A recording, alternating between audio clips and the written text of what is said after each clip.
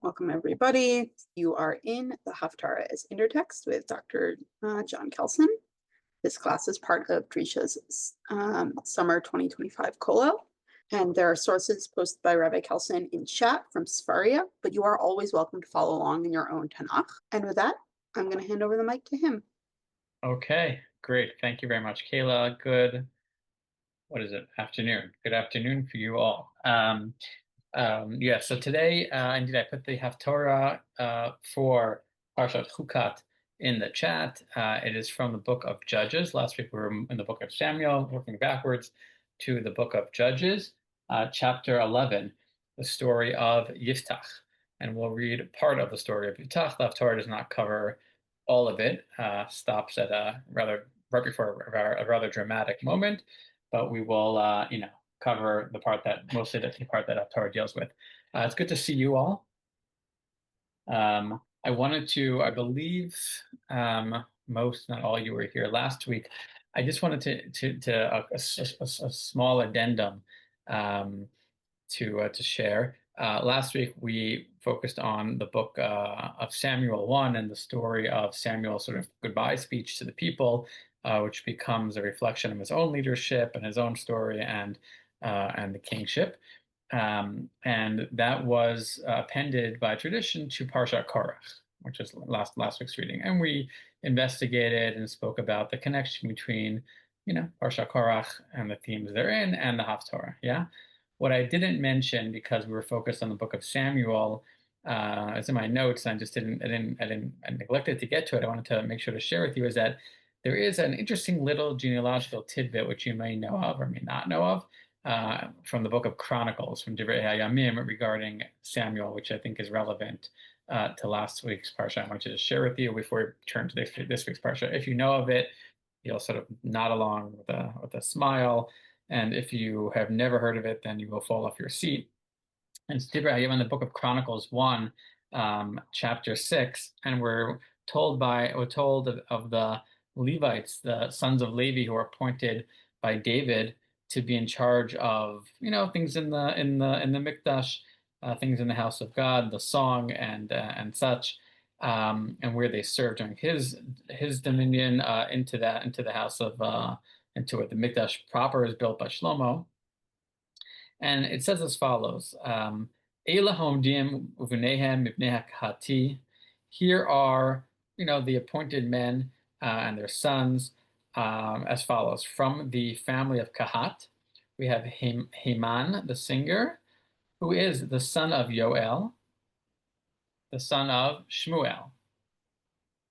And Shmuel here is the son of, this we know, Elkanah, so it's our same Shmuel, son of Yerucham, son of Eliel, son of Toach, son of Suf ben Elkanah. The name Elkanah seems to be a family name. Son of Machat, Amisai, Elkanah, Yoel, Azariah, Zephaniah, etc., etc. Verse 22, Tachat Asir, Abiasaph ben, if you're following along, ben Korach. Ben Korach, ben Yitzhar, ben Kahat, ben Levi, ben Yisrael. So the point is that according to the genealogy just sort of thrown in here in the book of Chronicles, Divrei Hayamim, chapter 1, First Chronicles, chapter 6, Shmuel is none other than the great whatever grandchild of our friend Korach.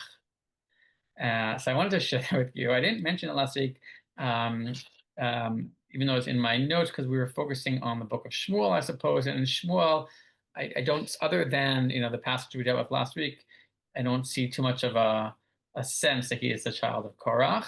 So I guess that's why it slipped my mind. But then I realized afterwards I didn't share that with you, and I couldn't. I wanted to rectify that. I lived that with you. What you do with that, people, you can even Google around. You'll see people make of it what they make of it. He's a descendant of Korach. He's aligned with Korach. He's the opposite of Korach. He's a rectification of Korach. I leave that for you to think about in this year, next year, etc. Okay, so on to our topic though of the day, which again I'll post it here. I see people are just joining.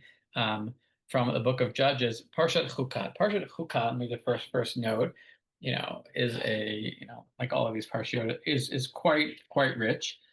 We are making our way in the desert through the trials and tribulations, but nonetheless marching towards the land. We know there will be a long delay in the land, but marching our way closer and closer to the destination. And along the way, the people come in from, I guess it's from the east, right, and enter in from the area of Transjordan, or come towards Transjordan. And when you come to Transjordan and you make your way towards the land there, I'm just flipping open to Parshat Chukat, right? You encounter some familiar characters from the family. Because what happens in the middle of the Parsha, and this is the part that Haftarah picks up on, is they come by Shlach Moshe in chapter 20, messengers from Kadesh to the king of Edom. The king of Edom, right, is Edom hu Esav, right?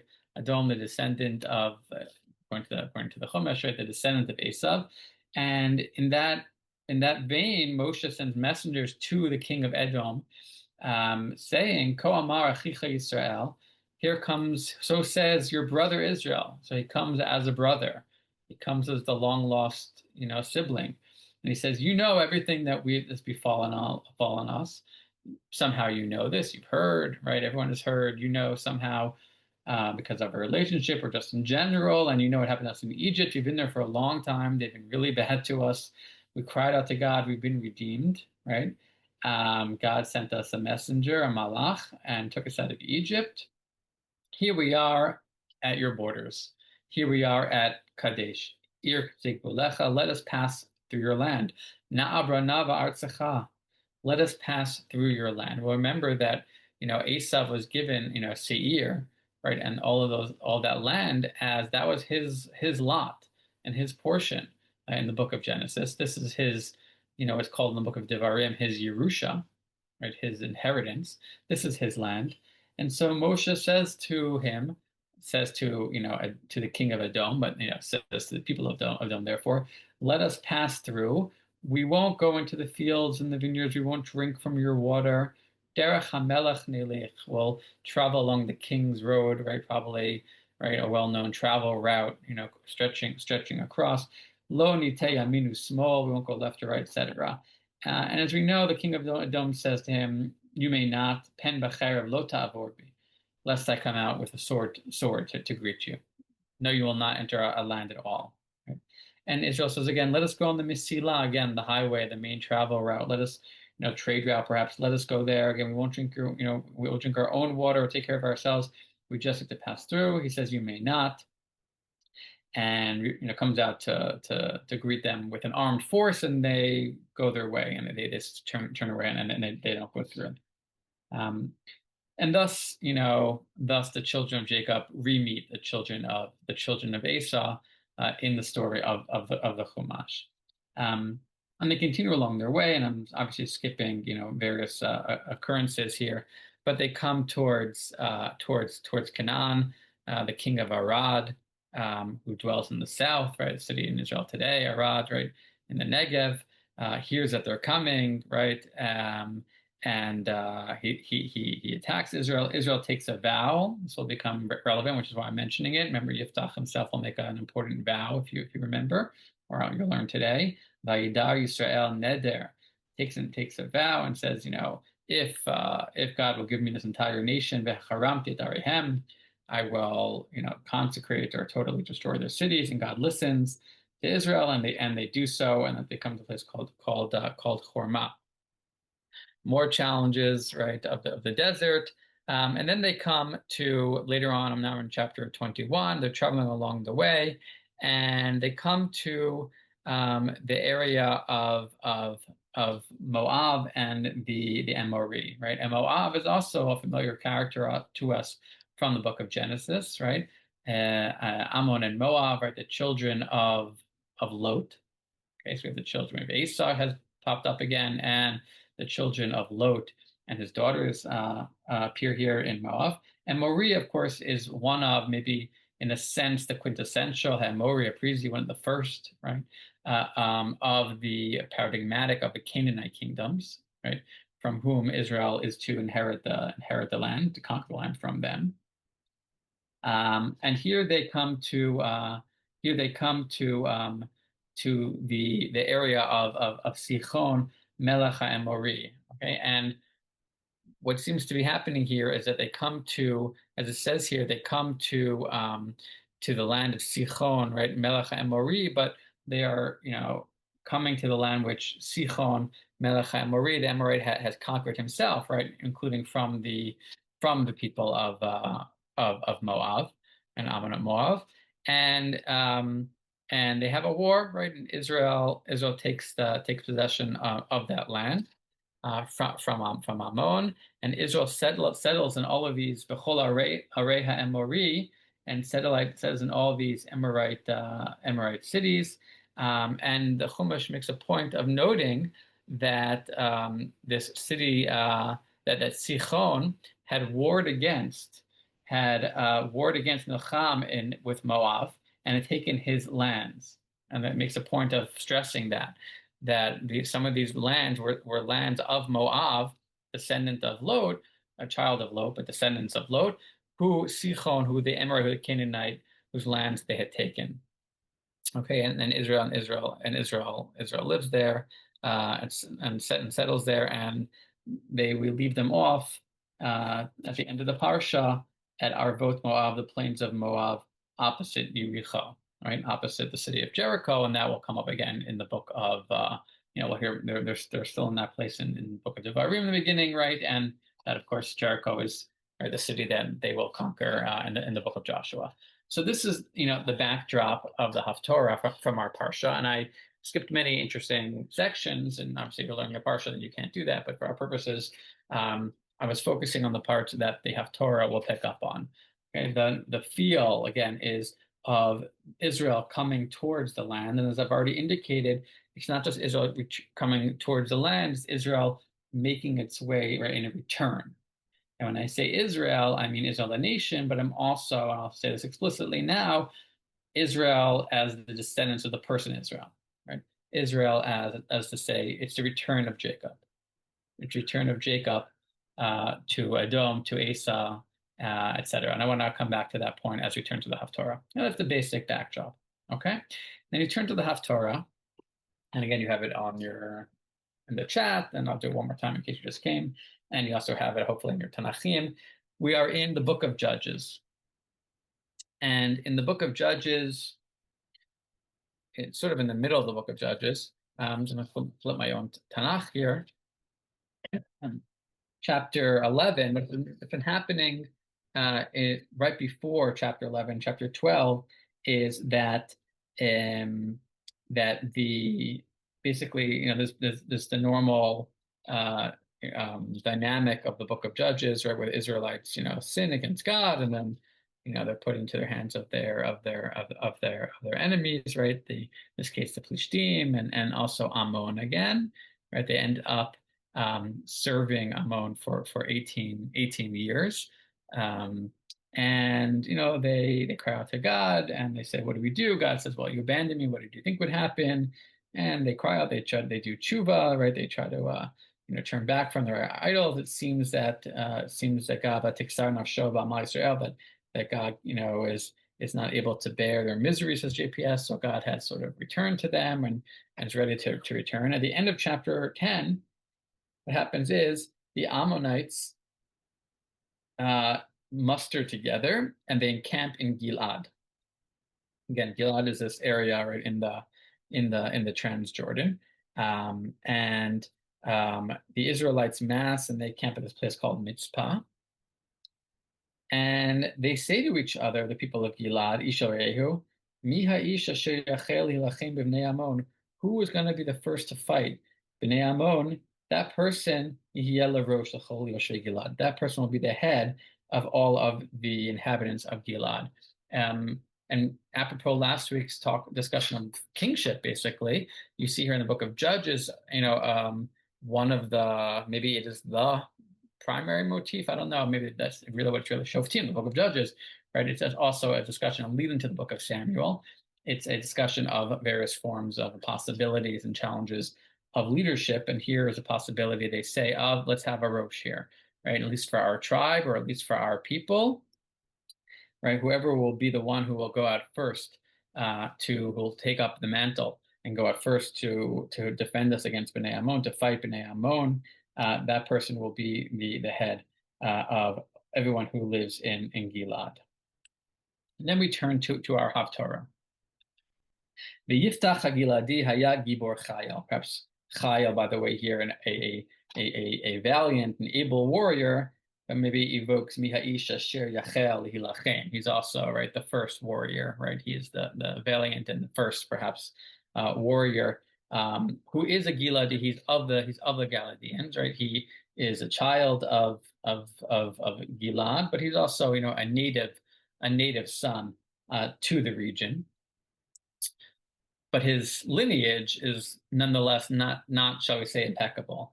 Because Yiftach HaGiladi, who is a Gibor Chayil, is a Ben Isha Zona. He is the son of a prostitute. A son of a prostitute. Vayoled Gilad et Yiftach. And Gilad birthed Yiftach. It seems to be stressing that indeed his father, we know, is Gilad, but his mother is not does not seem to be his father's primary wife, if his wife at all. In the next verse, we discover he has a primary wife. Vateled eshet Gilad lo banim. Perhaps thereafter, his Gilad's wife births him sons. Perhaps we read here legitimate sons, right? Or sons who are meant to inherit him, and they grow up, and as we know from other stories in the Bible, and certainly from the law in Sefer Devarim, right, where the law prohibits when you have a beloved wife and a less favored wife, it prohibits privying the sons of the loved wife in terms of Yerusha, in terms of inheritance, over those of the less favored wife. And the story of Joseph stands as an example of that law in an infraction, as it were, or sort of violation, at least of its spirit. And here we have the same dynamic. They grow up and they chase him away. You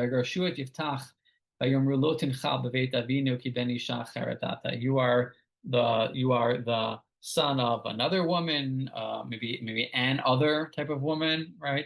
And you shall not inherit here. So you have this notion of the son who is born of not perfect lineage in terms of his mother's side, and he ends up, which is not unheard of, again, as sort of a theme in Tanakh, right? But he ends up fleeing. Vayivrach Yiftach mipnei achiv. He flees from his brother. And let me pause there and note that we spoke already of Jacob, right, in the Parsha. And one thing I want to say at the outset is that it's clear, or it's become clear to me, that Yiftach has echoes of Jacob, right, in his story and in his plot, in his character, because Yiftach Hagiladi, remember Gilad, right, and Galeed. Where do we encounter this place of Gilad and the stones of witness? Well, that's actually a reference. Lavan. That's right. Yeah. That's exactly right. Right, when Yaakov is returning to the land, right? So there, it's the story of Jacob on his way back into the land, and he's taking leave, if you will, let's say gently, but tries to, so not so gently, right? Take leave of his father-in-law Laban, his father-in-law Lavan Ha'arami. Kivoreachu, he's actually fleeing, which is what we'll see over here, right? Vayivrach Yiftach mipnei achiv. There's a tighter parallel to that in the story of Jacob, of course. But he comes to Vayasam Panav Har Gilad, right? And Jacob, and Lavan hears what happened in Genesis 31. He chases after him, and he meets him there. And in short, they end up, at the end of their time they're together, they end up, striking a treaty of sorts, right? Yigal Sahaduta, right? this sort of mound and this pillar, which shall be a witness, ad eid hagal hazeh ve'edah ha'matzeva, right? That each of them will have their own portions, right? You won't come past here, and I won't pass there. It's the same language of trespassing through, of la'avor, which we had in our parsha. That was the request of the people of Israel to Melech Adom. Let us pass through. So Gilad right away is, I would say, a carries with it, echoes of the Jacob story. And then you see by Yivrach Yiftach Ipnei Achiv, and the brother who is fleeing his other brother. That's Jacob. It's quintessential Jacob, right? Jacob actually flees. In some places, the Chumash talks about in two different ways. One, he goes, he leaves, but he also is barach, right? He also flees from his brother, and that's how he makes his way. That's how he makes his way eastwards. So by Rachiv Tachneachiv, he's fleeing from his brothers, and we'll see that he's going to end up being returning to his brothers when they summon him. And he flees from his brothers by Yeshiv Eretz Tov, and he settles in. So it's a funny name, or it's an interesting, intriguing name. The land of good, the land of Tov. Okay, and some say actually it means a goodly land. Eretz Tova. Others say it's maybe some guy named Tov lived there, but nonetheless, there's sort of a sense that he's fleeing. He ends up in sort of like this higher stature place in some sense, and maybe that explains about the next words, and he becomes sort of this attractive magnet for people to join him. Who are these people? These are people who are anashim rikim, empty people, men of low character. It reminds us of David and his band, right? Of the men who join around David. Right. Okay, and you have again here this theme of the person who flees from his brothers, or flees right outwards away from his home, and ends up becoming a leader of a band, right, and a powerful leader who was then brought back into the story, right, and to utilize those forces. I have to say, it reminds me very much of the Robin Hood story, Robin Hood myth, right, of the one who must flee from his home and ends up in this land, and then becomes this sort of well-known Gibor Chayil, right, with his band of merry men. Is that what it is? I'm forgetting what they called them, right? There you go. It's been a while. And Friar Tuck and such, and then they end up becoming these warriors who are brought back to serve the people, right? And so in that way, it's actually maybe a cross-cultural motif here, but certainly within Tanakh, I think we can recognize, right, this notion. There's another figure who actually comes to mind, not in the sense of, I heard Jennifer, the story of Yaakov Yiftach foreshadowed David's birth story also. Yeah, so Jennifer writes that, and I was thinking about that as well. So also in terms of, you remember that David himself was a descendant of a known father, right? Judah, could go all the way back, right? And Tamar is disguised as a Zonah, right? By the side of the road. So this story, right, of, again, I can use a motif, but this model of the hero whose father is known, but whose mother in some ways is unknown. Isha Zonah, I assume maybe they know who the mother is. Well, in the case of Tamar, we're not supposed to know who he is at first, but this idea, and then out of that, well, I just got a home front warning that there might be a siren here. Oh my God. So if that happens, I'm going to have to sign off, as I said last week. I wasn't expecting that tonight, but I guess you never know. So I'm going to keep my phone here. Okay. So back to my, if I have to go, Kayla, we spoke about this, Kayla, right? If I have to go, people will just learn the Haftarah. I apologize. I have to figure something out. So I don't know how long I'll be in the slot, but we'll see what happens. Okay. Let's hope if we go to siren, I'm just going to send you all to breakout rooms. Yeah, it doesn't always happen. I get these things sometimes. We get, and it doesn't always mean it's going to be a siren. Okay, fine. Jon? Yeah. I just want note that in the Haftarah of Vayetze, it starts with, at least where the Ashkenazim start, it says Vayivrach Yaakov Sidei Aram Vayavor Yisrael Biisha Ubiisha Shamar. So you have that Yaakov Barach and you have the Avar also. Very good. Thank you very much. And Jesse says David and Mom. Okay. So we had this motif. And these men go out with him, and what was I saying? So I was saying at the time that, right, the mother of sort of like questionable lineage, right? We know the father is questionable lineage, right? And he's associated with the mother, and then he goes out and he becomes kind of a hero. Comes up in several sources. Okay, but he anyway collects these men. Bayit Laktu is interesting, by the way. I think by David it's Bayit Kapsu, right? Lashon Lekabetz, kibbutz, right? They gather together, and here it's sort of they're collected, but it's in the it's in sort of the hitpael, right? So it's kind of like they're acted upon, right? They are made to be collected, right? Towards David, we get the sense of like picking up these people, right, from the various from where they are. And anyway, that's where they are, and they're out and about and doing whatever they're doing. And again, the Ammonites go to war against Israel, and the elders of Ziknei Gilad go to take Yiftach from Eretz Tov. Let's assume he has, a reputation, and they take him from this good land, and they say to him, "Come to us, the Hayalan lekatzin, and be for us our katzin," which is actually a term that the Israeli military uses today for an officer. A chief, an officer, doesn't use the word rosh, like they did earlier, but be a katzin, and will fight in Bnei Ammon. So Yiftach says to them, "Halo atem sanetem oti, didn't you hate me, v'tigarshuni mi beit avi?" Similar language to the language, by the way, of the hated wife, isha hasnua, and to be banished, right? Lashon, gerushim. So first of all, Suri was saying, if I understood correctly, that normally in the book of Shoftim, you have this pattern of the people sin and they cry out to God, and God will send a Moshiach. And here the question is does this fit or not fit that pattern? I think the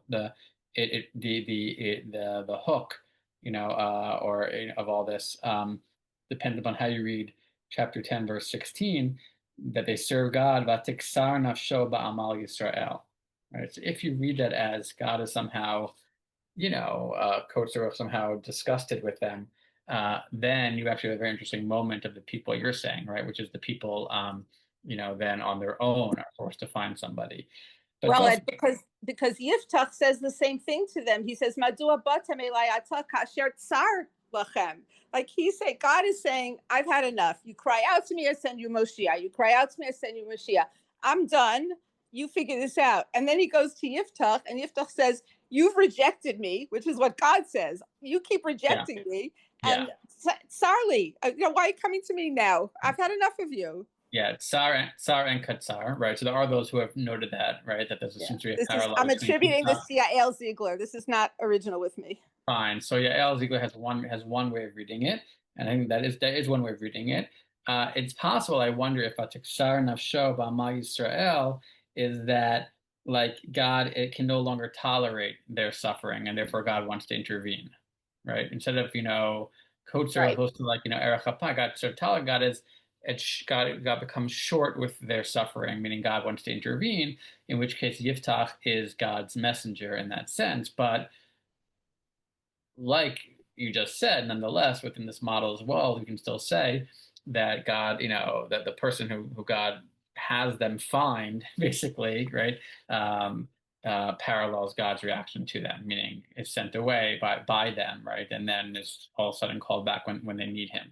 So either way, okay.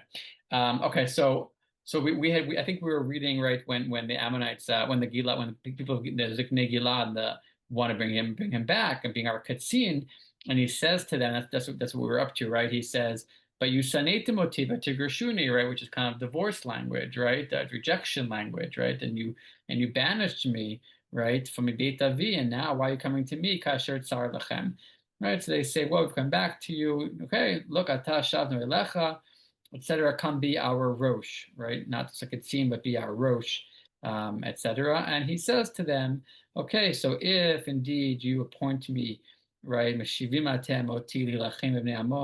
you appoint me, but also in the sense of if you bring me back, right, shav, if you actually reintegrate me in your fold in order to fight Bnei Ammon. And if God, gives them, to you in front of me, meaning I think what he means is if I act as a, as a Moshiach in the Book of Judges language, then Andia will be for you a Rosh, and they say Hashem yesh shomea benoteno. God should be like the witness, the listener, right? God will listen and bear witness to this arrangement. Indeed. Okay. And then the story goes on. Let me just pause. Reflections on relation between everything we're reading here and the Parsha thus far, or other thoughts?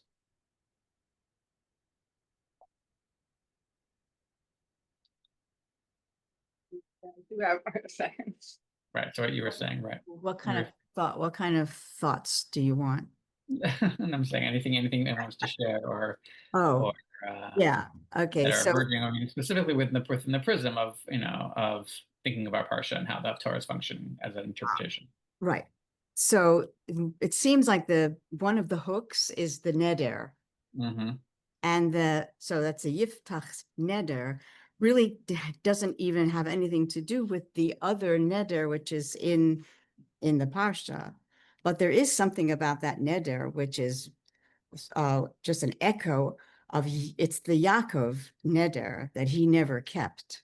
Exactly. So right, depends how you think about what he did, but exactly. So let me focus on. Let me just clarify what Ruth is pointing out. Right, Yitzhak has this this famous vow which he gives at the end of the Haftarah, and he says after he is appointed, and then after he tries to do this whole sort of, call it, if you will, diplomatic or some sort of correspondence with the Ammonites. But then he has this vow, and he says, if you delivered them, that anything you got to my hand, then anything coming out of my home, right, likrati b'shuvi, right, from Bnei Ammon, will be to God, v'hayal Adonai v'alitehu la'olah, right. And as we know, that the Haftarah doesn't tell us this, but we know that Book of Judges tells us this will become his daughter, okay. And so with regards to the vows, we have the vow in our parsha, right, of Israel, right? If you deliver us the Canaanites, right, then the function of the vow, right, as trying to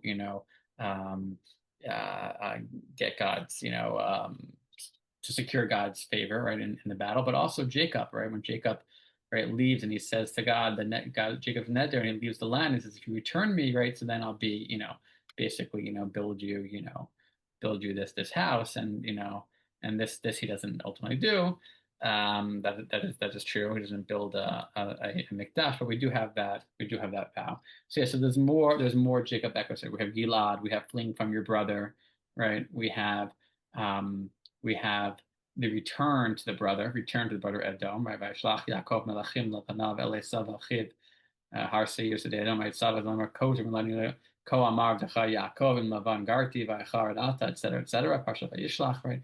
So that is echoed here in the story of both Moshe, when Moshe comes to Edom, right? Here's your brother Israel, right? And also perhaps in the missives and then the diplomacy and the back and forth that we hear between Yiftach and the people of Ammon themselves. Yes. Okay. So the neder, right, is definitely one thing that comes up in different ways, indeed, but right, comes up in all of that. I would also say that you see in the one of the pieces here. I guess I'll say two things because we lost a lot of time there, but I'll say two things here. Is one, in the Chumash, right? They are in Bamidbar, right? The people are rejected by Edom, right? They're not allowed to go through the land of Edom. In the book of Devarim, right, that's extended story. Edom is a different story actually in the book of Devarim, but Ammon and Moab in chapter 23 of the book of Devarim are also said they didn't let you go through their lands, and yet nonetheless, because they are your kinsmen, Edom and Ammon and Moab, right, you're not allowed to basically bother them, right? This is the basic rule. Right, so Genesis harkens in like the backdrop of Numbers and of Devarim, right, and Deuteronomy and Joshua, etc. And we remember these brothers, right, or these kinsmen, and their land is their land, and your land is your land. And given that they are kinsmen, and given that that their land is theirs, you, Israel, are not allowed to bother them and to take their land. And yet we know, right, that we have here that Israel is actually right in the lands of Moab, right? So what are they doing there? And the Talmud picks this up. And part of the function of this Haftarah, I think, is to answer that question, right? In other words, how do you go from, I understand here it's talking about Edom and not Ammon and Moab, but how do you go from, the stories of not being, and the laws of not being allowed to be in their lands, to actually being in their lands? And this, part of Yiftach's point here is that actually we took it from, it wasn't your land at that point. Sichon, right? The Amori had already taken the land.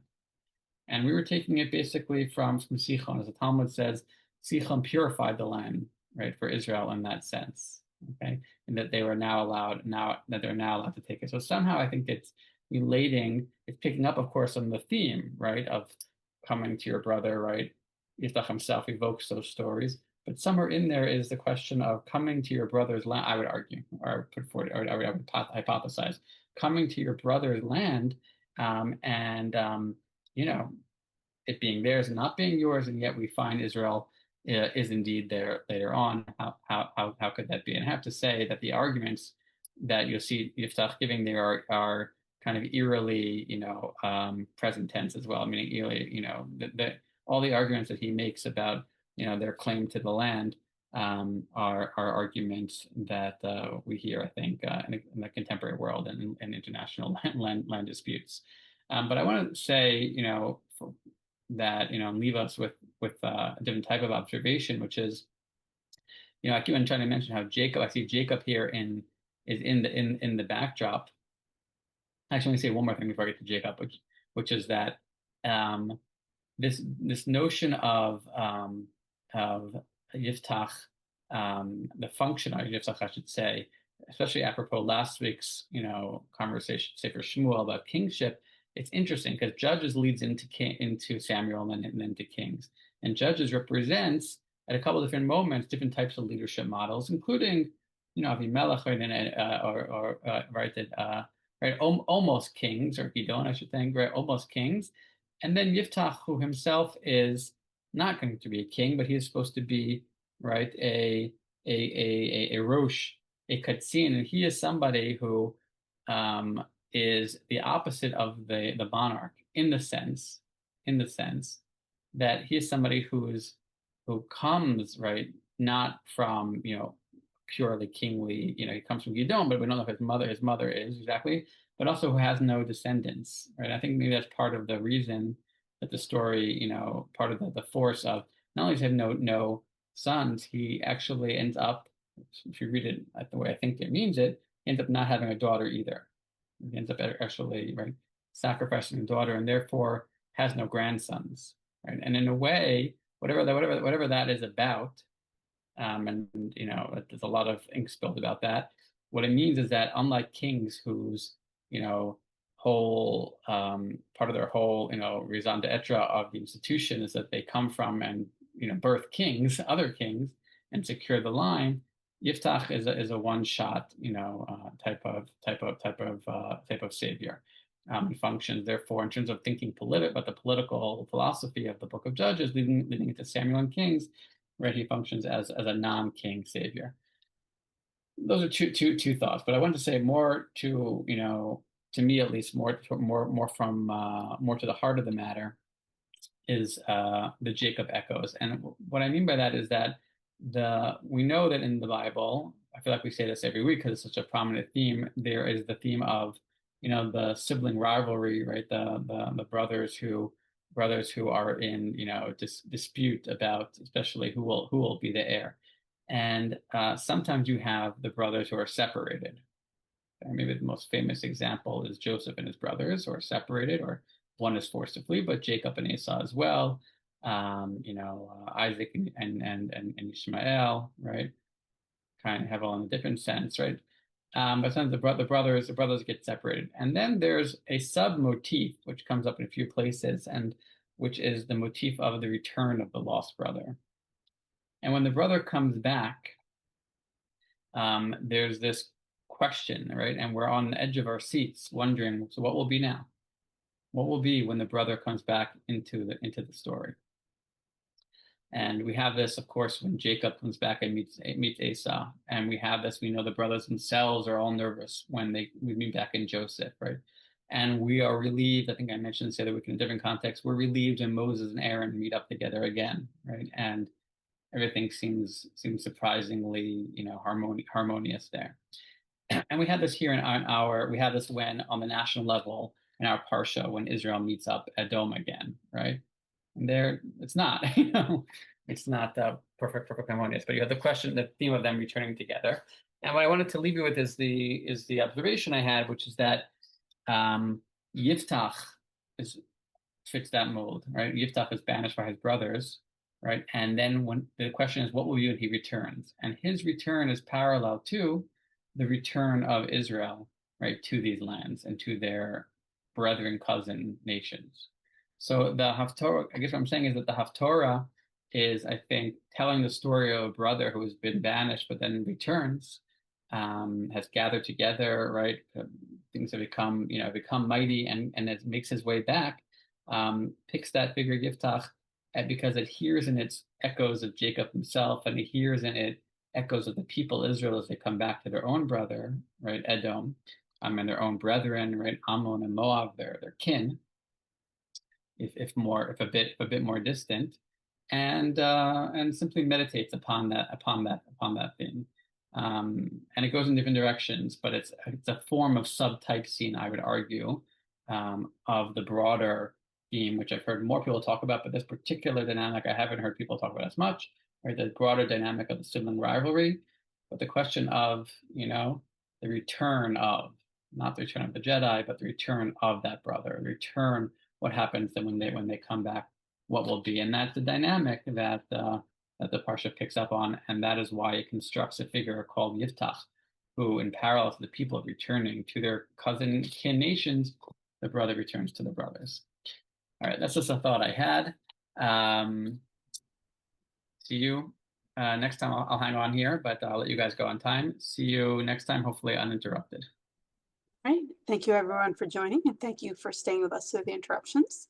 This class will meet again next week at the same time, 1 p.m. Eastern. New classes starting at Drisha this Sunday include Mishnah in Depth, Horiot, at 1 p.m. Eastern Time, Sunday mornings. And you're welcome to sign up at drisha.org/classes. Take care, everyone, and be well.